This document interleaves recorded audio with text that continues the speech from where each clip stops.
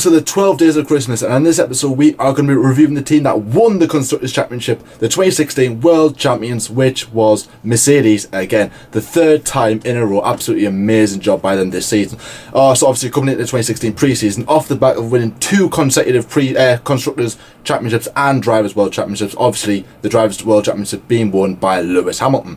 So they're coming at 2016, again with a very strong package with them, two very strong drivers as well. Obviously Rosberg trying to gun for that title again. Obviously the last three races of 2015 he won them all three, so he's coming into 2016 very full of form, very good, very determined as well, because obviously he's lost out on Lewis Hamilton on the past two occasions.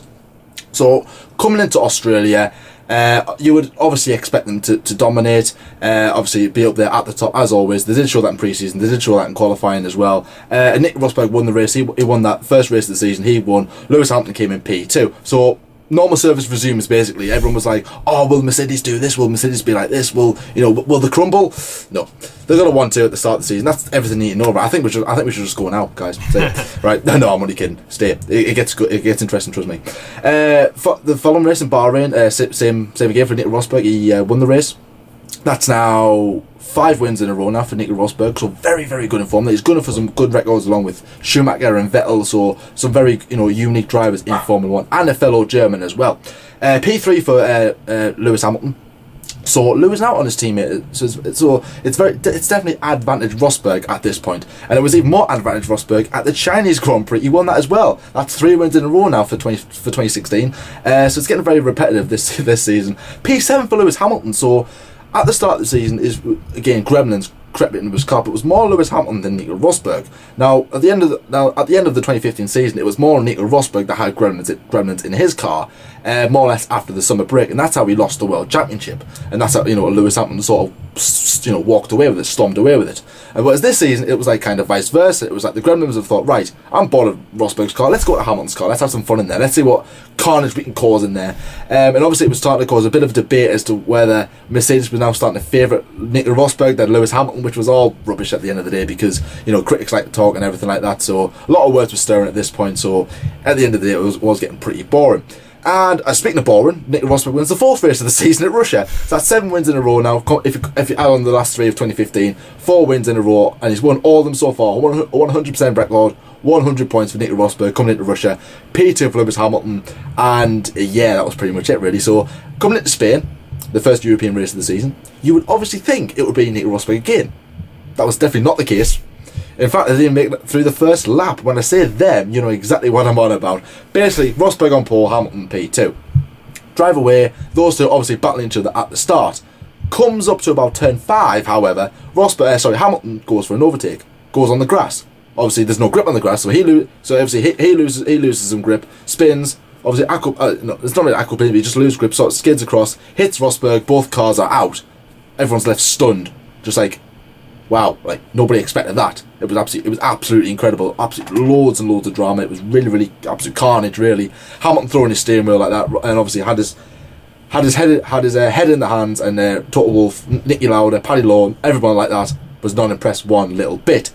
Obviously, as we said yesterday, the race was run by Max Verstappen, the youngest race winner ever. So a lot of questions were asked at this point by Mercedes. It was like, especially more towards Lewis Hamilton, because now at this stage it was an absolutely dreadful start of the season. He hadn't won a race so far. It was highest finish was P2. He had loads of technical problems, and now he's hit his teammate. So what's going on? Everyone was, that's the big question that people were going into Monaco. It was like, what's the situation at Mercedes? Why is Hamilton all of a sudden not at his game? He's not being his best, and Rosberg's dominating the season. What's going on? So obviously double retirement for Mercedes there at Spain. I want to forget definitely. Lewis Hamilton will not reveal what was said in the conference room after the race until he retires, when he does an autobiography. So I'm waiting for that day, because I really want to know what was said after that Grand Prix. Coming into Monaco, Nico Rosberg P7. Obviously, remember it was rain, it was absolute torrential rain at Monaco, and a very famous moment as well, because Rosberg actually allowed Hamilton through. Rosberg was in front of Hamilton. He wasn't getting any places or anything. Hamilton was losing out. They said to Rosberg, right, allow him through, and he did. surprisingly, very surprisingly as well. Even more surprisingly, Lewis Hamilton actually ended up winning the race. He won his first race of the season in the Principality as well. Fantastic for Lewis Hamilton, first win of the season, and he still continues this amazing run of winning at least one Grand Prix in every single season he has competed in since his debut season back in 2007. Amazing form, and that form is set to continue into 2017. At the Canadian Grand Prix, Lewis Hamilton's favourite Grand Prix, again he won it. That's now 2 races in a row. Rosberg now goes into P5. So again, Hamilton is gaining on that 43-point lead that he lost out to Nico Rosberg. He's slowly gaining back advantage, clawing just slowly and surely. He's like, he's saying to his fans, just be patient, I am coming for him. Basically, he's like, Rosberg, like I said, I've got you in my sight. The first European Grand Prix of the new Grand Prix of the season, the European Grand Prix, as I was meant to say, was run by Nico Rosberg. Lewis Hamilton ended up finishing in P5. Now, he had a lot of problems with his car, and now at this stage of the season, the team wasn't allowed to tell the driver what to do if there was any troubles with the car. So team orders through the radio headset were banned. So Lewis Hamilton, was just pressing everything. He was going absolutely crazy. He was like, guys, I don't know what to do. So and Mercedes were like, negative Lewis, we can't tell you or anything like that. So, and again, that just caused a lot of stir. Rosberg won the race, finally back in form. Hamilton was kicking himself basically. Superb drive by Nico Rosberg, by the way, guys. Coming into Austria. Yes, Austria. You remember that race, guys? Any Mercedes fans don't use Austria. It's basically last lap. Both of them going for the win. They end up hitting each other. Rosberg obviously losing out. He goes into P4. Hamilton won the race. So obviously, again, more debate about what's going on at the situation with Mercedes. 1 minute it was Rosberg, now it's Hamilton. So everyone's like really, really confused and everything. A lot of people were criticising Hamilton's driving at that Grand Prix as well. Came under a lot of cosh with the media and everything like that. And basically was saying that's my driving. Rosberg turned it to me, and that what can I do about that? You know what I mean? I can't control what he does. And Rosberg was like, well, Hamilton forced me off the track and everything. It was all carnage really. So a lot of action going on there. Come to the British Grand Prix, Hamilton won the Grand Prix at his home Grand Prix, absolutely tremendous. Now, at every single time he's won the British Grand Prix, he's went on to win the championship in that season. He did it in 2008, he did it in 2014 and in 2015. So now he's won it in 2016.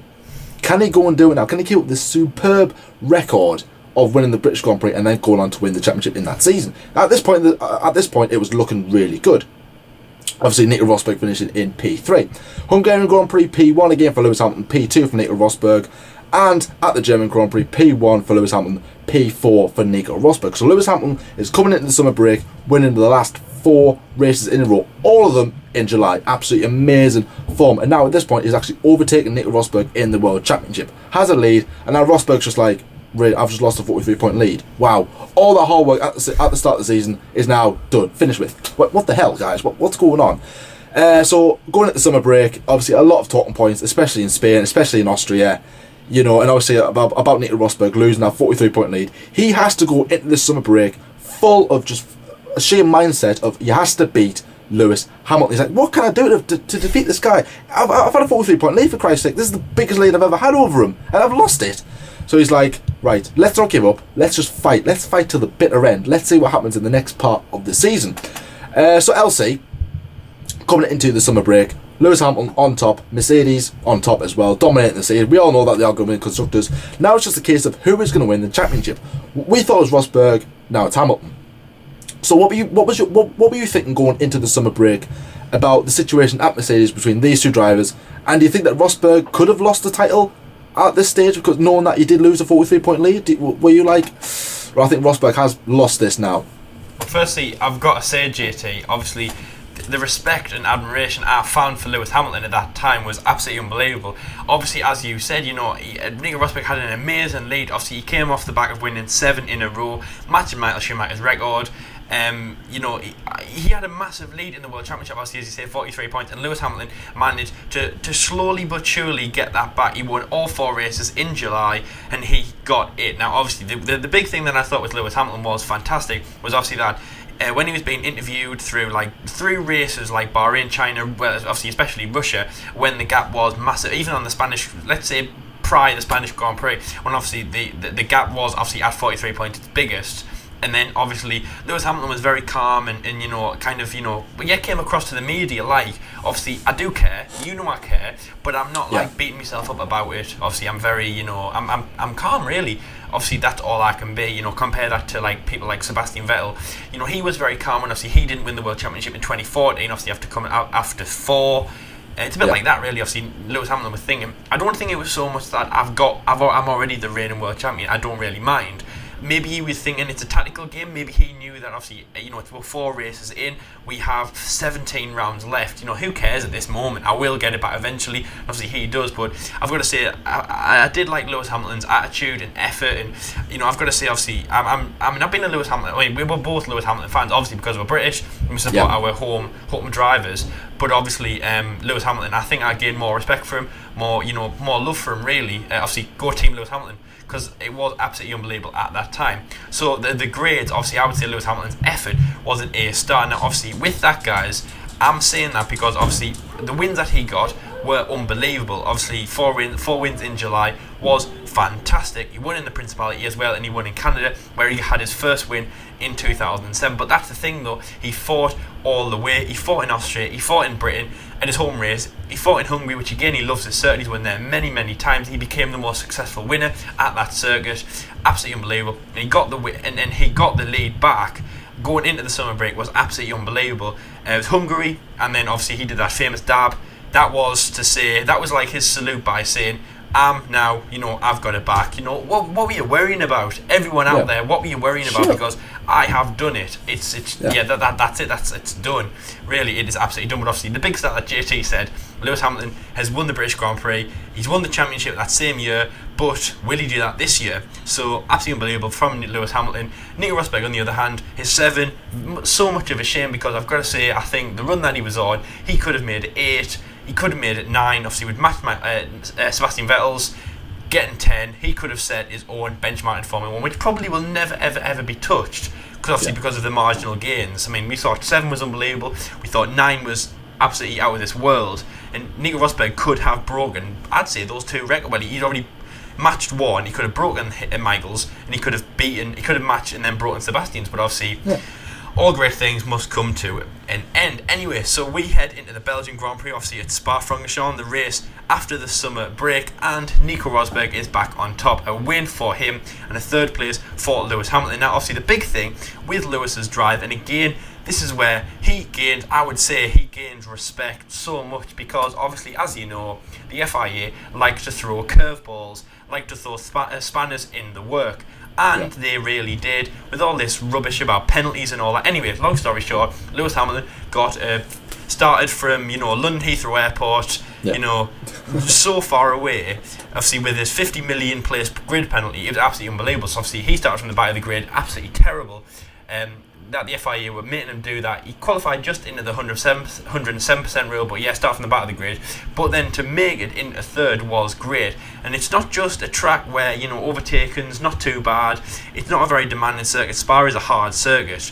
And obviously Lewis Hamilton's triumph hasn't really gone his way there. So obviously amazing drive from him, absolutely unbelievable. And again, he was in contention. He was in, really was a driver we were looking at now going, okay, he's had a great start of the season. First half, pulling it back, the lead, and now he is coming on a bit. But obviously Nico Rosberg is closing that gap. The gap that Lewis Hamilton just spent all of July building up. He built his tower block higher than Nico Rosberg's. Don't let Nico now knock it down. Anyway, so we head into Monza the next round.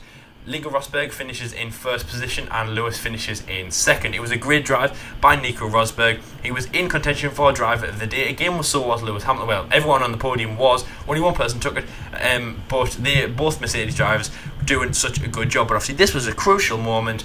This was where the points were coming down. They were shrinking all the way down. Then we headed into the next round, again the race under the spotlight, which Lewis Hamilton has done very well before in the past. He's had some good times and he's had some bad times, especially 2011 when he was battling Felipe Massa. Obviously that was a bad time.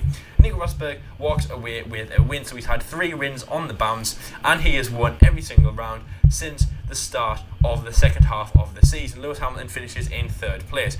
This gap now is getting so small. It is absolutely unbelievable. Next round we head into, and as we discussed yesterday, it was a massive moment for Mercedes. Lewis Hamilton's engine decides to blow up for some reason.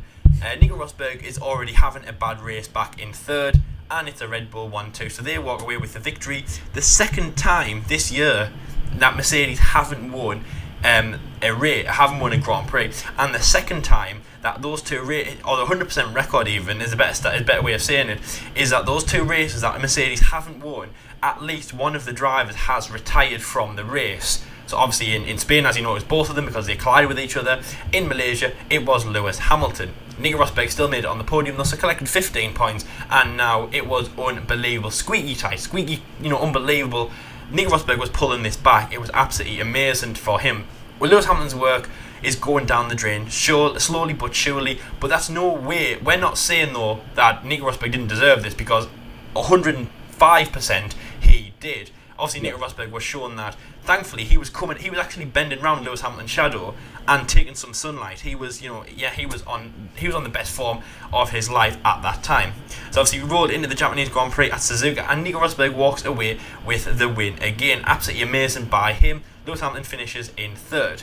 The United States Grand Prix with a second by Nico Rosberg and a first for Lewis Hamilton. Lewis loves this circuit. As we know, he won the inaugural race in 2012 at the Circuit of the Americas. He won here in 2015 when he took his second World Championship. Obviously, that was the most famous as well. And could he win this year? And he did. He triumphed so much, made it a Mercedes 1-2. But Nico Rosberg had the lead. And the biggest thing when we left the United States was that in Mexico, the next round, and obviously the third round before the season ended, Nico could have won the World Championship.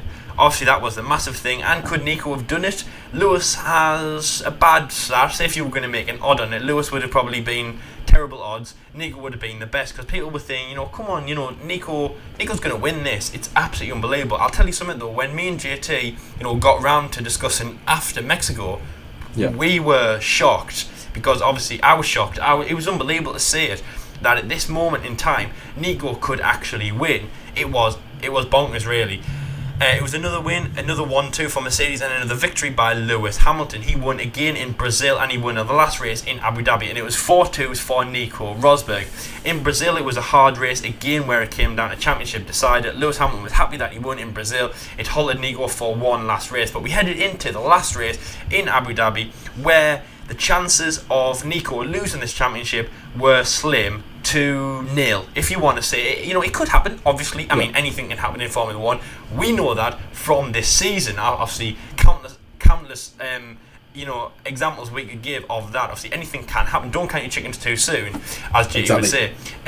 Now, obviously, anything would happen. But you could be 80% sure that Nico Rosberg was going to walk away with the World Championship, and he did. It was a hard race. Obviously, Lewis Hamilton was backing him in to the third and fourth and fifth place drives of the Ferrari, Sebastian Vettel, and the two Red Bulls of Daniel Ricciardo and Max Verstappen, Kimi Raikkonen catching up. But he did it. It was a second for Nico Rosberg, a first for Lewis Hamilton, and Nico Rosberg wins the World Championship. Absolutely unbelievable from him.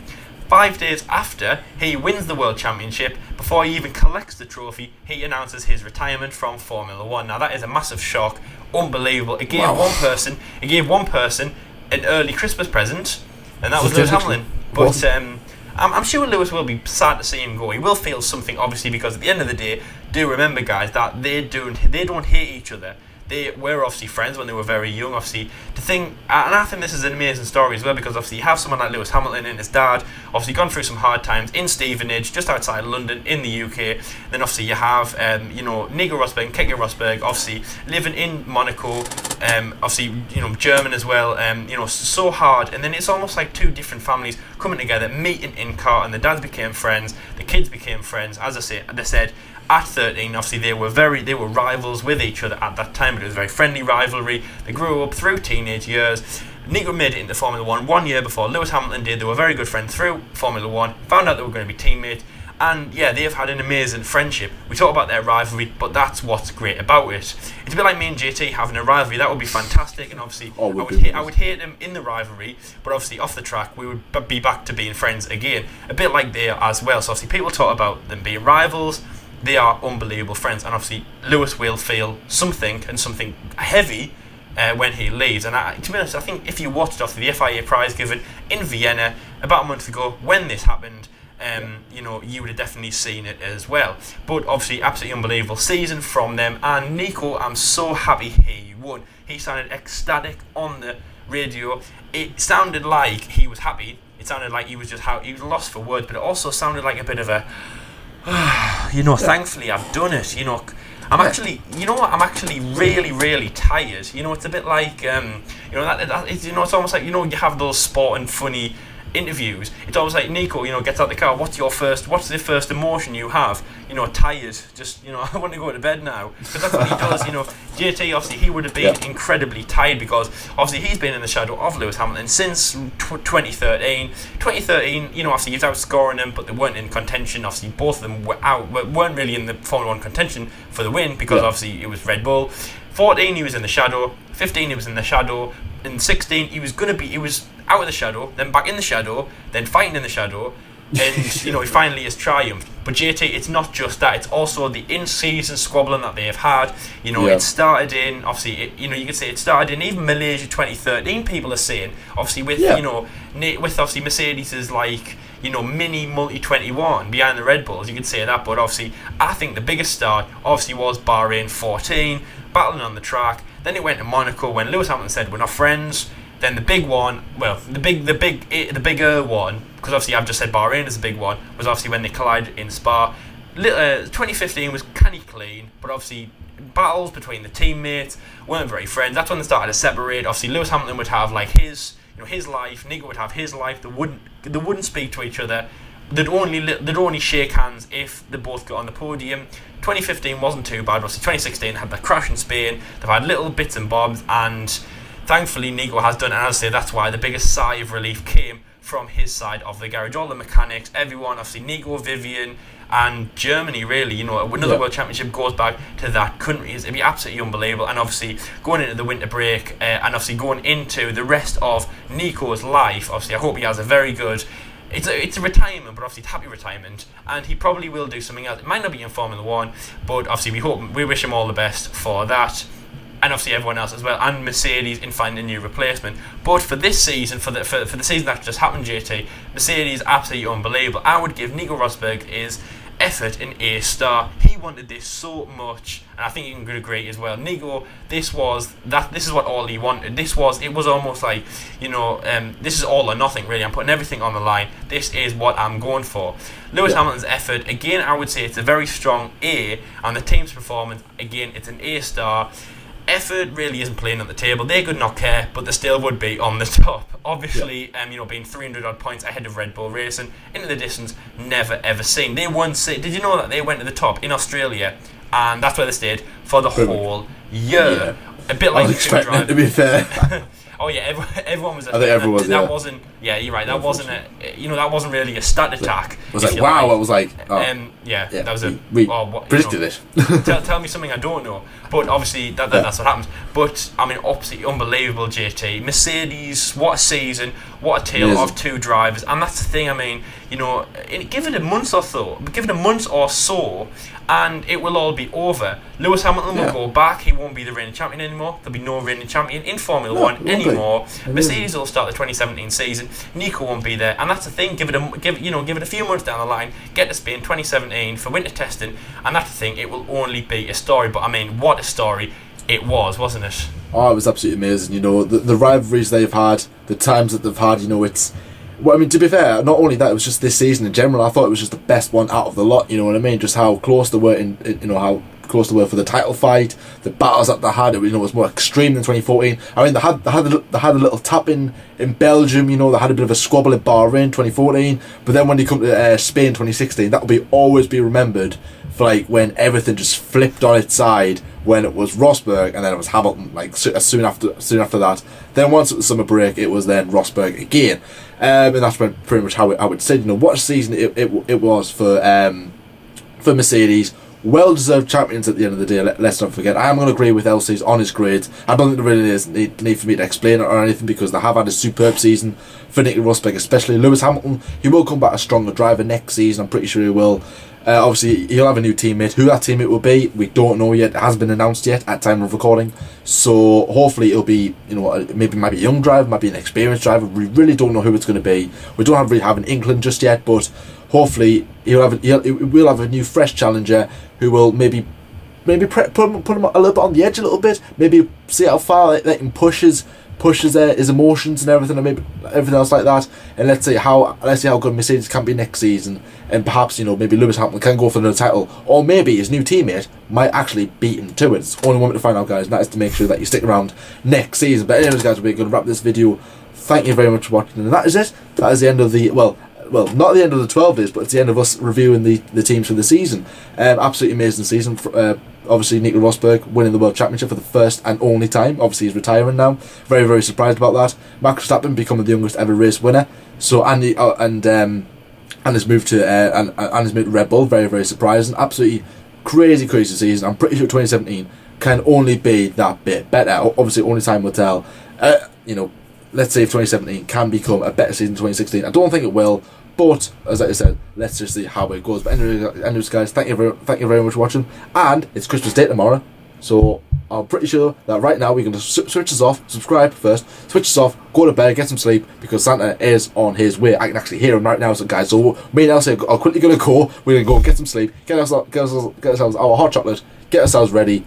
And we'll see you tomorrow, guys. See you later. It's race day for Santa Claus tonight. It is, yes. And we will see you tomorrow for our Christmas special. See you later, guys. See you later.